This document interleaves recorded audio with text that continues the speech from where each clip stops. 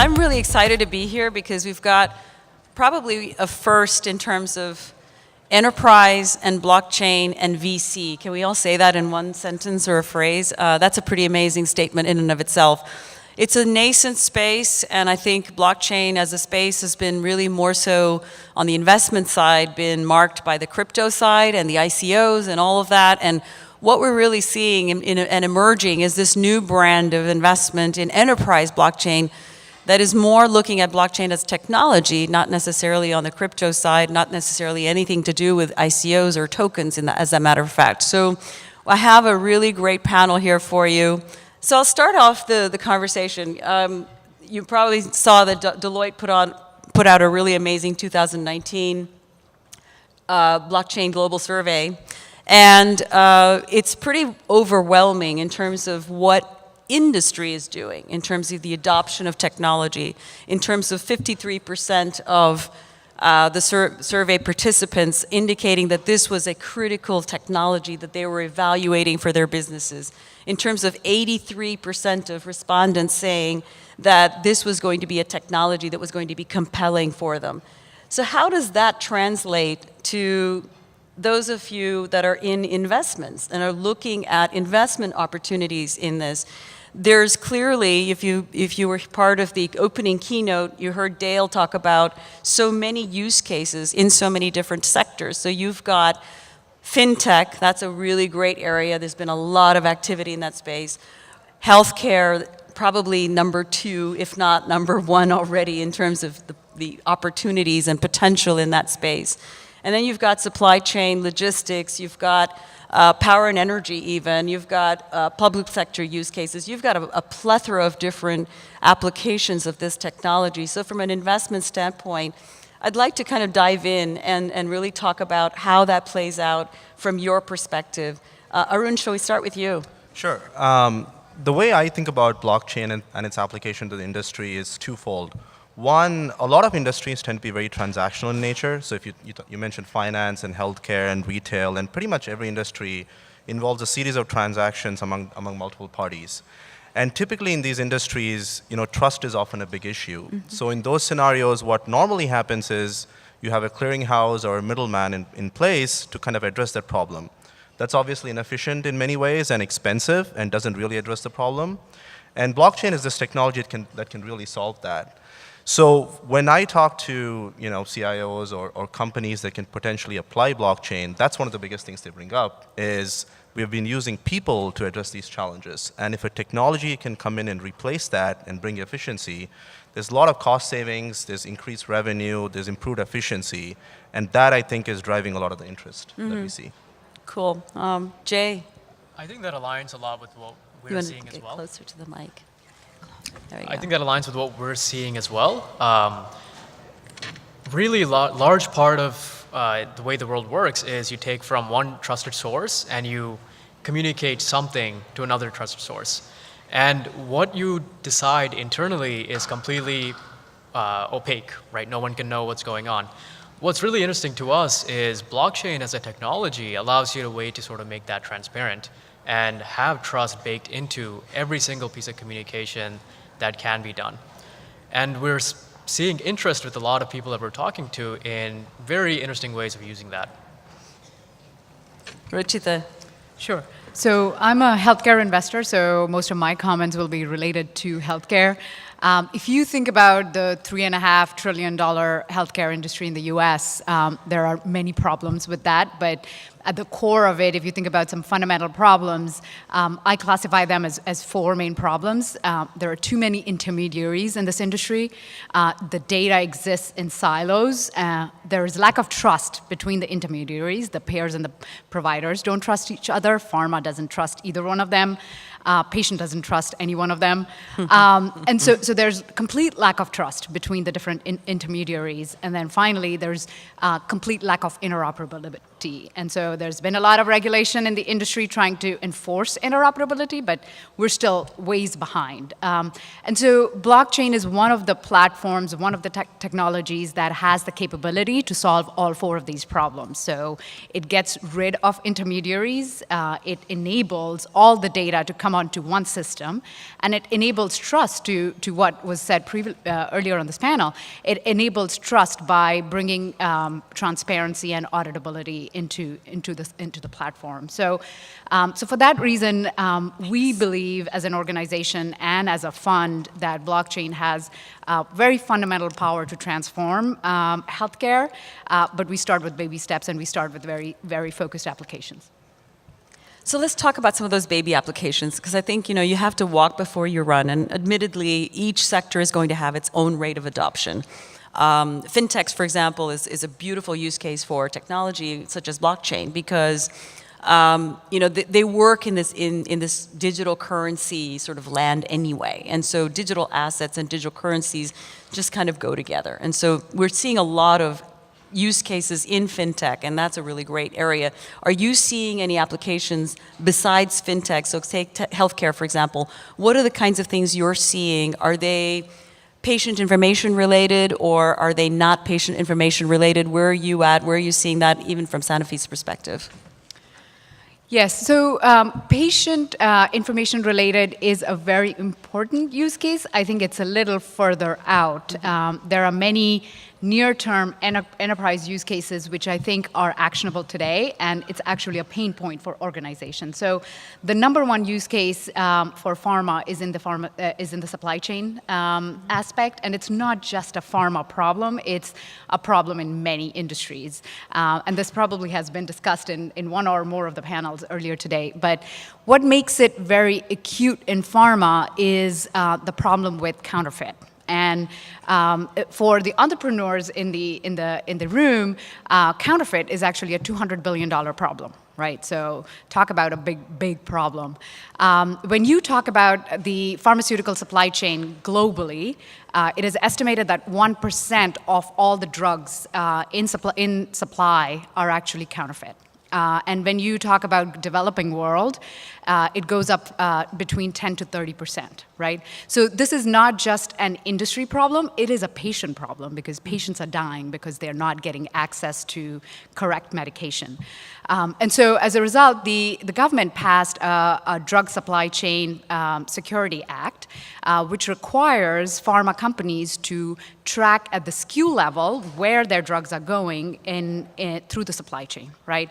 And the pharma company is held liable, the manufacturer is held liable for the counterfeit drugs entering the supply chain, right? And so because of this regulation, there is in the venture world, there's no better way to invest than when there's a regulatory tailwind. And this is a classic example of a use case where there's a regulatory tailwind, and pharma is feeling the pressure, and they're looking for new technologies to adopt to solve this problem. Just one more that I'll talk about briefly is the world of outcomes-based contracts. So we all know that pharma is very heavily fee-for-service based today, but it is moving towards value-based care, and so where organizations get paid for value versus the number of procedures they're doing. And so currently there are no good ways of tracking how care is being delivered and drugs are performing in the real world. So take the example of a diabetic patient who is using a CGM device or blood glucose monitor, who is taking insulin and trying to be healthy. Now, there is no way of figuring out whether that blood glucose monitor and the medications that the patient is taking is working or not. And pretty soon, all these manufacturers will go to a world where they get paid based on their devices and their drugs actually working to make the patient healthier, and so that their diabetes is not progressing and is under control.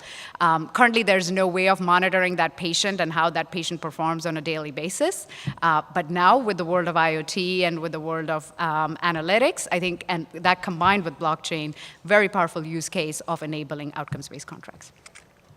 So, Arun, what's getting you really excited about investments in this space, whether it's blockchain by itself or in combination with other technologies like Ruchita brought up as far as IoT or AI? Yeah, so I think blockchain can enable a lot of these other technologies. So IoT is a natural use case because by definition you have distributed infrastructure that needs to be communicated. You might need to create a dynamic network and so forth. So I think that's a natural use case. Two, I think if you really want to enable AI, as the amount of data we're collecting across the enterprise is growing, the complexity of that data is growing, and you want traceability across what exactly are connected and how the data is related to each other, you can have an underlying system that provides that, and then you can build the intelligence on top. Because without quality data at the bottom, you really can't drive any kind of AI initiative. So I think that's sort of one of the things that makes it exciting. So I'll give you an example. I mean, healthcare and fintech, and we had some great thoughts about food earlier. If you take retail, for example, there's a really interesting use case that's getting a lot of traction these days.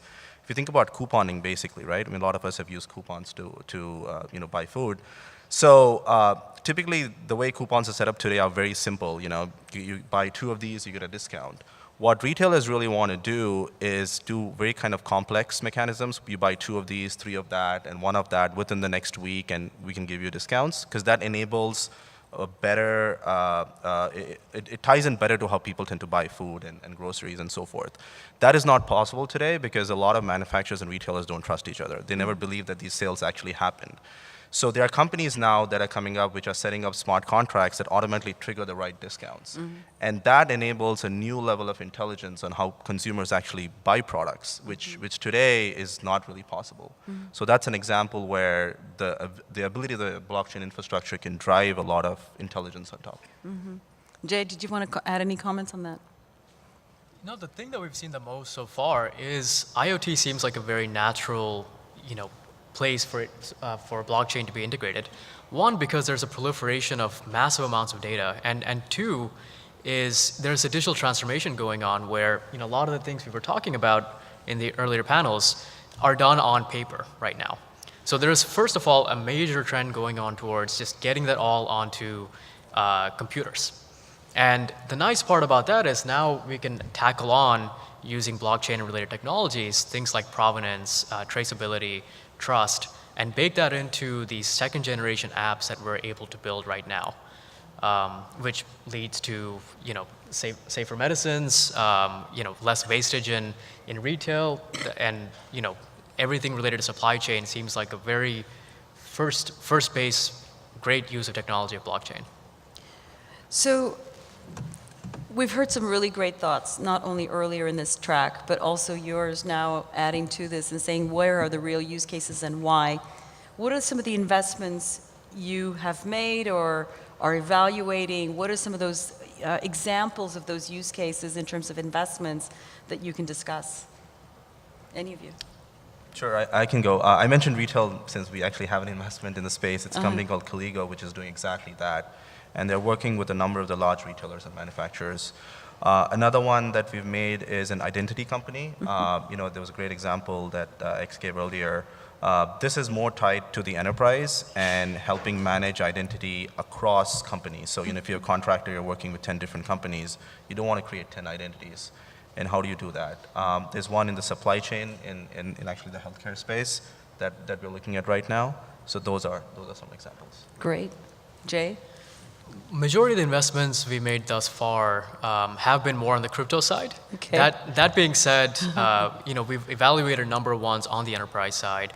And I think that the things that's somewhat exciting right now, and I think a large portion of the ones we talked to, it really had to be more of a thesis bet in terms of, the technology is going to get there, the market's going to get there, hence let's get in early and hope it gets there. I think that's one way to approach the problem. Another way is what enables people and companies in the future to actually do that more and more. And I think that's sort of what we're seeing with these grassroots movements is a lot of the companies out there, there's actually individuals that are learning about blockchain somewhere and trying to implement them in their organization. And I think that's why we're seeing, these large companies are really the first ones pushing blockchain to the max, is because they're seeing real problems that they're affected by, and they're solving it using blockchain technologies.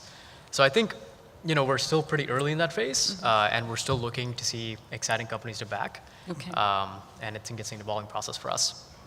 Ruchita, do you want to So I'll talk about one investment that we made in the space and an area that we are looking to make an investment and interested in meeting companies. So the investment we made in the space is Curasium, which is a platform to enable outcomes-based contracts. So as I mentioned, currently no good platforms to execute contracts that are outcomes-based either between payers and providers or between payers and manufacturers. And Curasium plays in that space where they have a blockchain platform that can execute these smart contracts between any of these two parties and doesn't require an intermediary in between. And then the area that we are very interested in and are looking for solutions is in the space of a federated blockchain. So when you work with, and this is more true in ex-US, when you're working with different government entities or health plans or agencies that own data, how do you get access to each other's data in a federated way where it doesn't compromise the sovereignty of your data? So let's say we have a country in Europe and we want to get access. It's a single payer system. We want to get access to the patient data to understand how the diabetic patients, again to go back to that example, are doing in that particular population. We have some data about our drugs, and the government, which is a payer, has data about the patients. How do we exchange this data and aggregate the data in a federated way? That's something that we're struggling with, and we're very interested in meeting solutions and companies. So just wanted to add that you know about the acquisition of PocketDoc, right, by Change Health, and that was sort of in that space as well.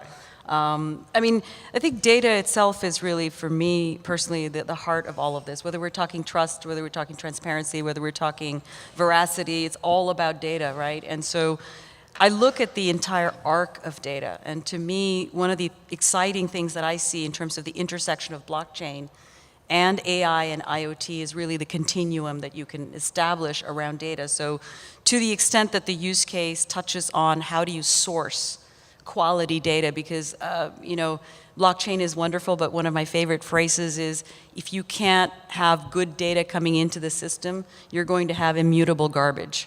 And so at the end of the day, you really have to secure the quality of data that's being brought into a system. So if I look at it from a systems perspective, I'm looking at how do I acquire this data? What are the sources of my data? Can I secure those sources of data? So in the case of IoT, there's a lot of edge computing type of situations, right? So we're going to have to look at privacy, we're going to look at security, we're going to look at a lot of incoming around IoT. And then once we have that data and we absolutely put it on the blockchain to secure that trust and transparency around that layer of data, then how do we glean analytics and insights into that data? Well, it's probably because of ML or AI, right? So, or both. And so to you all, I'm asking, what are you looking at in terms of investments? Are you looking at this nexus, this triad of technologies where it's not just blockchain in isolation, but now it's blockchain that's now being enhanced, amplified, enabled by other deep technologies? When we think about investments, I mean, I think that trying to build a thesis around how the underlying infrastructure and the data works is important, but for us, ultimately, it comes down to what's the pain point you're solving, right? And I meet a lot of entrepreneurs, and sometimes they lead with blockchain, being, hey, we're a blockchain company, but for us, ultimately, when we talk to customers or other investors or potential partners, the question is, how are you solving a pain point that I have today? And if the underlying technology is blockchain-based, that's great. If it's not, that's fine too. So ultimately, when we get together as a team and try to get to an investment decision, that's what we're thinking about. Hey, are you saving costs? Are you improving efficiency? Are you, fostering collaboration? So that's, I would say, the bigger filter we kind of go through. Of course. Yeah. I mean, I find this intersection incredibly interesting, right? And I'll tell you why. So first, if you look at the way the large enterprises have sort of been established today, how they've sort of built a moat for themselves is by creating their own system of record, right? Like, look at Salesforce, look at, all these people, they have their own data sets that they accrue information into one place and provide value-added apps on top of it. And realistically, the next level up for me and us really is how do you sort of take information across multiple of these data sets and then start building higher value applications on top. And that's really where IoT, blockchain, and AI really meshes very well together. Because one, you need data flowing in, which IoT can help you with, and gather information from different data sources, which may be segregated across country borders, across company borders, or even within your entire organization across different SaaS applications. So how do you pull all that information together, run the proper analysis over it, and provide a better value application that has and solves pain points today? And I think that's the exciting part that intersection does today. So I'll completely agree with Arun's point around, and your point around pain point, right? I think in terms of going back to the initial point, we were talking about the patient, right? When you think about the patient in healthcare, there is really an explosion of data that is happening, right? So it goes much beyond IoT. I think if you think about the kinds of data that patients now are generating, you talk about genomic data, you talk about proteomic data, you talk about your microbiome data. It's just gobs and gobs of data, right? And you try to integrate everything at the patient level to get better insights. I think the more important question is, it's not really a technology problem, it's more of a business model and pain point problem. And so it's great that we have access to all this data, and it's great that we have access to platforms like blockchain to integrate this at a single point. The question being, what problem are you trying to address, and how do you plan to monetize the platform that you're building? That's great. Well, it comes down to basics then, because at the end of the day, it is really about pain points and how big is that pain point, and does the solution actually address that? So thinking about solutions and thinking out maybe in the next 3-year time frame, I think that's a critical time period, because if I'm looking at blockchain as a landscape, I look at a lot of great activity happening in enterprise, and I think that this is just the beginning. We're seeing a lot of really interesting use cases and deployments this year. It's building momentum. We're not there yet, but it's definitely accelerating, and that's definitely palpable. We're looking at basically hundreds of deployments and thousands of pilots. So if you look at going forward, and you can talk a little bit, Jay, about your perspective in this, because I think the tokenized world is out there. It's been early. It's been very nascent on that front. It's still just emerging out from maybe experimental, I would say, and getting its toe out there in the water. But if you look at the next 3-year time frame in terms of investments and looking what's out on the horizon, what are you seeing interesting in terms of investment opportunities? Are you going to be looking more traditional types of investments in blockchain as a technology or blockchain companies? Or are you going to be thinking about more tokenized models and companies that choose that route? Yeah, so we're looking at both, right? Okay. And that's fair. The tokenized world is a very fascinating one, because I think it gives you a new way of doing marketplace dynamics in a way that wasn't possible before, particularly with regards to incentivizing either the supply side or the demand side to come onto the platform and be benefited from being part of it. And then also takes away from some of the business use cases of take rates and things like that. It changes the game a bit. So that can lead to some very interesting type of companies being formed that are possibly marketplaces that could not have existed before. And that is an incredibly exciting area that we're looking at. Second, I think, is a lot of what we talked about before. I think a lot of the enterprises and the markets that are in right now will be upended a little bit by blockchain technology, especially around trust, provenance, types of use cases we've been talking about.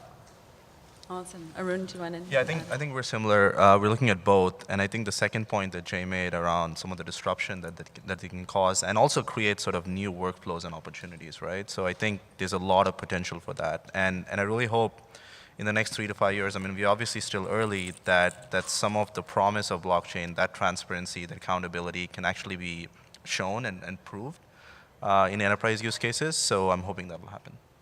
Ruchita, what's getting you excited? I wish I had a different answer. It is. We're looking at both. I think what's interesting about the tokenization piece of it is it's the business model piece that's most important. And I think folks who figure that out will actually be winners. I'll agree with all of the above, and it's mostly about the same. But I think what I'm excited about, just in terms of not just enterprise use cases, but then looking beyond that on the token side, I will just say this. We haven't really seen in current technology the ability to incentivize behavior, and some of the earlier panels touched on this as a great driver of adoption, because at the end of the day, we're human beings, whether we're human beings sitting in enterprise or individuals participating as consumers in a society or an economic milieu. So what I'm thinking of is what are those use cases, and what's going to be exciting, I think, in the next 2-3 year time frame to see how this technology evolves, how the landscape evolves, how the regulatory climate permits us to make the kind of investments that we would like to potentially think about. And that's going to be a coming of age, if you will, in the US particularly, certainly in the global sphere. But what I'm really excited about is that tokenization mechanism, saying how can we incentivize behavior in ways that can contribute to good in society. So, but I think we're out of time, so unfortunately we have to cut this conversation short. Please thank my panelists. They've done a wonderful job. I really appreciate all of your insights.